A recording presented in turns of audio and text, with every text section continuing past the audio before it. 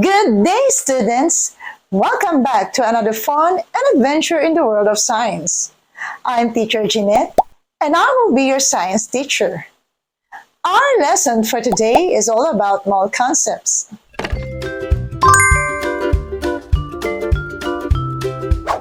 Our learning competency for this week is to use the mole concept to express the mass of substances.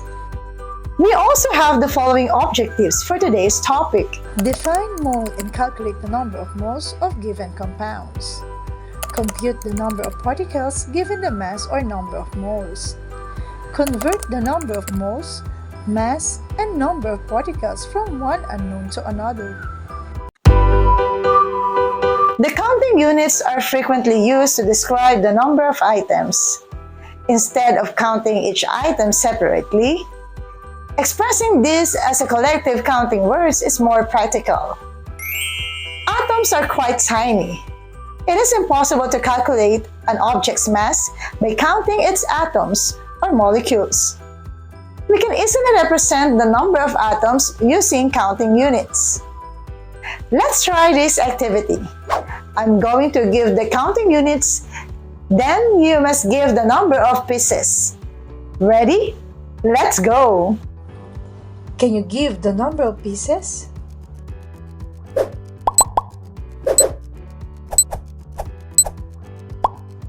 Very good! It's 2. Can you give the number of pieces? Very good! It's 12. Can you give me the number of pieces? Very good! It's 24. Can you give me the number of pieces?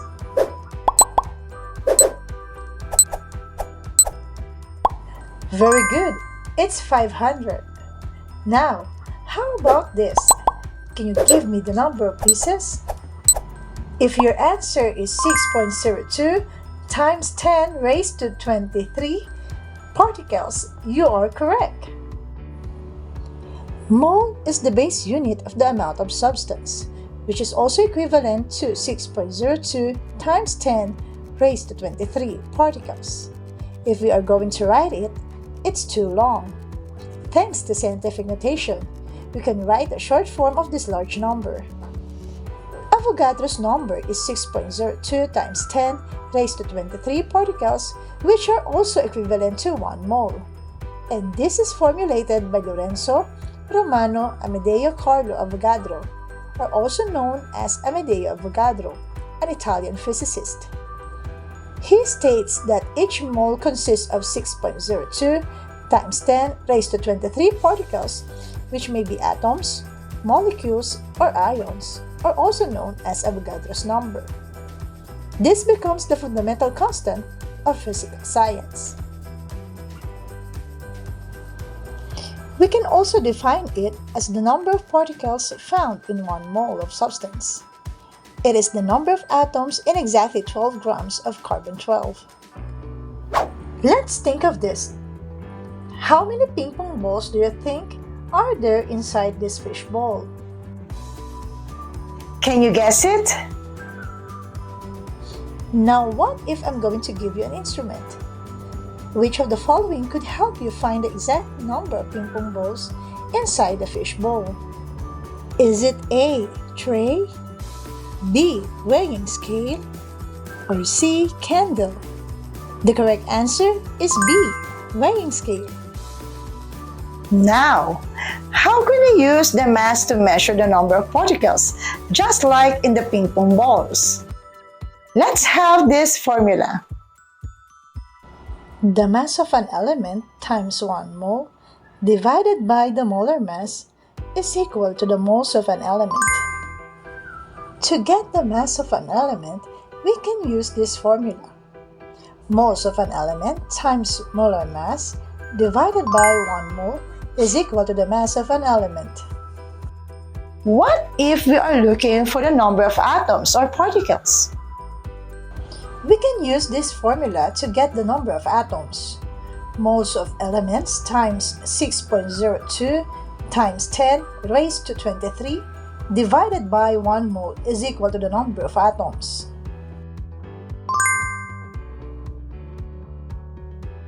How about if moles of an element is not given? To get the moles of an element, we can simply use this formula. The number of atoms times 1 mole divided by 6.02 times 10 raised to 23 is equal to the moles of an element.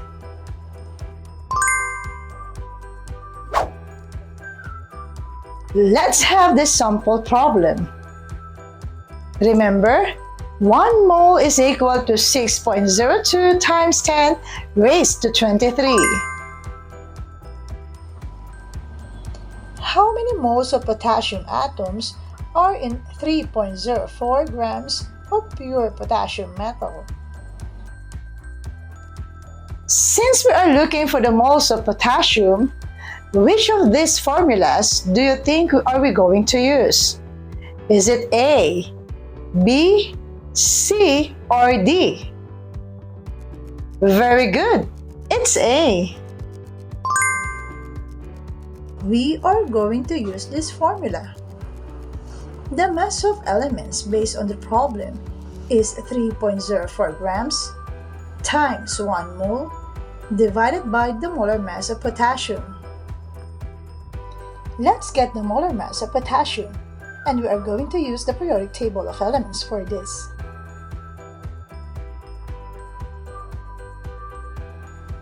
Based on the periodic table of elements, potassium has a mass of 39.10 grams.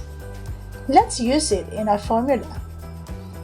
Again, the molar mass of potassium based on the periodic table of elements is 39.1 grams. Now, we have 3.04 grams times 1 mole divided by 39.1 grams. Cancel the common unit, and the remaining unit is the mole. And the answer is 0.08 moles. It's easy, right? Now, let's have another example. What is the mass of 5 mole of carbon? This time, since we are looking for the mass of carbon, which of these formulas are we going to use? Is it A, B, C, or D? Very good. It's B. We are going to use this formula. Moles of an element times molar mass divided by 1 mole is equal to mass of an element. The mole based on the problem is 5 mole times the molar mass of carbon divided by 1 mole. Since the molar mass of carbon is not given, we must use our periodic table for this. Based on the periodic table of elements, carbon has a mass of 12.01 grams. Let's use it in our formula. Again, the molar mass of carbon is 12.01 grams. Now, we have 5 moles of carbon times 12.01 grams of carbon divided by 1 mole, cancel the common unit, and the remaining unit is grams. And the answer is 60.05 grams. Now, what if we are looking for the number of particles? Let's have this sample problem. How many individual atoms are present in 24.8 grams of carbon? Which of these formulas are we going to use? Is it A, B, C, or D? The correct answer is C. Since we are looking for the individual atoms and we only have grams for our given, to solve this, we need to convert the grams to moles before we get the individual number of atoms. Let's convert first the mass to moles. To do it, we are going to use this formula.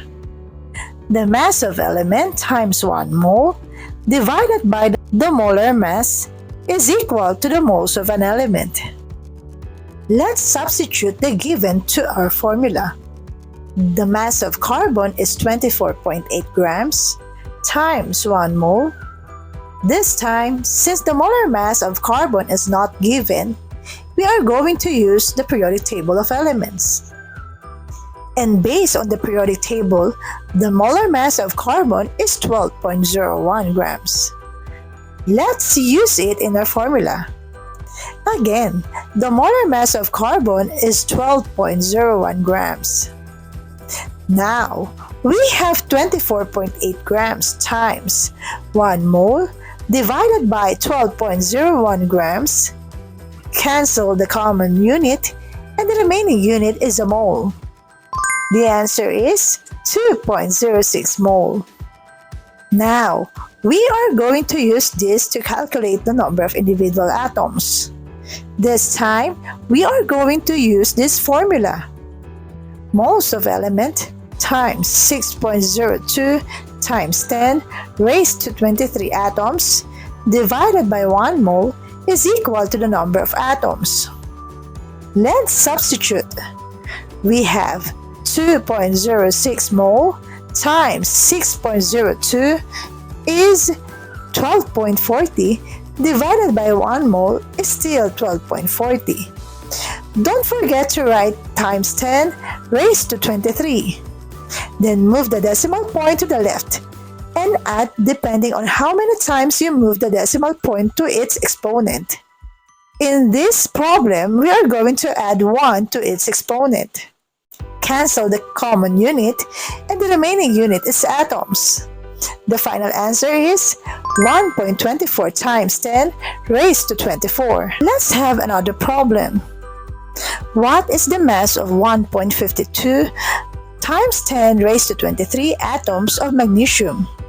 Which of these formulas are we going to use? Is it A, B, C, or D? Since we are looking for the mass, we need to compute the mole first before converting it to the mass. Let's substitute.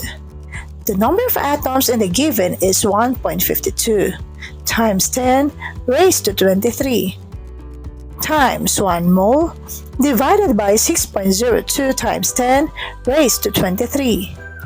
Cancel the common unit, and the remaining unit is the mole. The answer is 0.25 mole. This time, we are going to convert moles to mass. We are going to use this formula. Moles of element times molar mass divided by 1 mole is equal to the mass of an element. Now, we have 0.25 moles times the molar mass of magnesium. Let's use the periodic table to get the molar mass of magnesium. Based on the periodic table, the molar mass of magnesium is 24.31 grams. Let's use it in our formula. The molar mass of magnesium based on the periodic table is 24.31 grams. This time, we have 0.25 mole times 24.31 grams divided by 1 mole. Cancel the common unit, and the remaining unit is grams. The final answer is 6.08 grams. Why do we study the mole concept? Here are some applications of the mole concept in our daily life.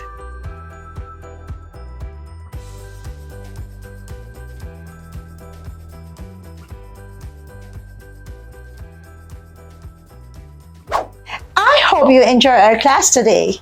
Again, this is Teacher Jeanette. See you again in my next class.